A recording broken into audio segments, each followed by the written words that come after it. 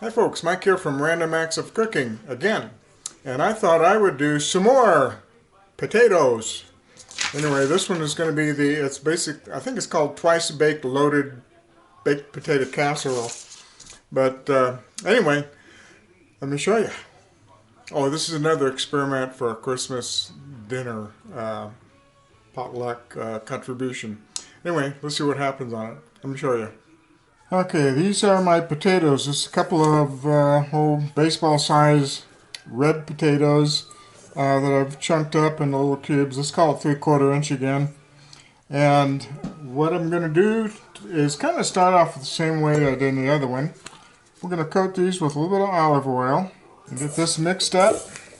Alright, now we're going to add about a half a teaspoon of salt. This is, what is this? It's just sea salt.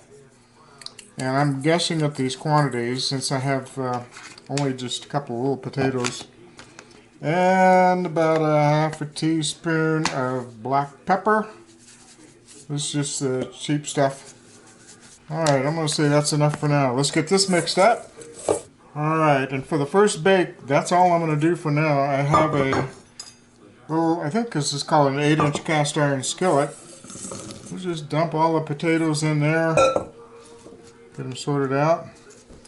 Alright, now let's go over to the toaster oven.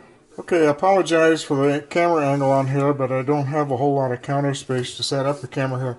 Anyway, this is the Casserole air fryer toaster oven. I've got it set on the bake mode. I put the wire rack down on the baking position, which actually shows on the window here where to put the rack for bake. I've got it preheating to 450, but I'm going to go ahead and start the timer. The timer's for 30 minutes, but it won't be done, but at least they'll be ready for the first one. Alright, that skillet fits in there quite nicely. They'll probably use my 10-inch skillet just fine anyway. Alright, so this is going to go in here, and I'm going to push the button again to just start the timer. We'll check on it after 30 minutes, pull it out, and get ready for the second bake. So, see you in about 30 minutes. Okay folks, it's been 25 minutes. I had to stir them up a couple of minutes ago because I'm going to turn this off because they were sticking just a little bit. And actually the potatoes are almost all done. This thing cooks quite quickly, this little oven. So I'm glad I took them out 5 minutes ahead of time, but they probably should have come out maybe 10 to 15 minutes ahead of time because these are going to get baked again. Anyway, got to get these out and let them cool down a little bit. Okay, I took the potatoes out of the skillet, put them back in my mixing bowl. They've cooled down just a little bit. Alright, to this I'm going to add maybe a couple of heaping tablespoons of sour cream, 1 tablespoon of mayonnaise, and I didn't cook any bacon, we're just using bacon pieces from Fry's, Kroger. And how much am I going to put in? I don't know, 1/4 cup, a little less. And we got we don't have cheddar cheese, we have Colby Monterey cheese. We're going to use, again, maybe about 1/4 cup of cheese.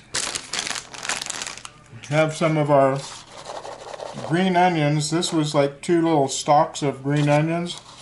I'm going to use most of that, like that. Get this stirred up. Now I'm just going to put just a teensy bit more of salt, teensy bit more of black pepper. And we'll get that mixed up in there. And we have our skillet. We're going to reuse it. This thing's still fairly warm. I cleaned it out, scraped it out, put a little bit more oil on the bottom, so hopefully this will help. And we're going to just do, let me spread that out a little bit better. Alright, we're going to do just a little bit more cheese on the top here. And put the rest of the green onion on the top. Now this is going to go back in the oven at 350 degrees for about 15 minutes. So see you back over at the toaster oven.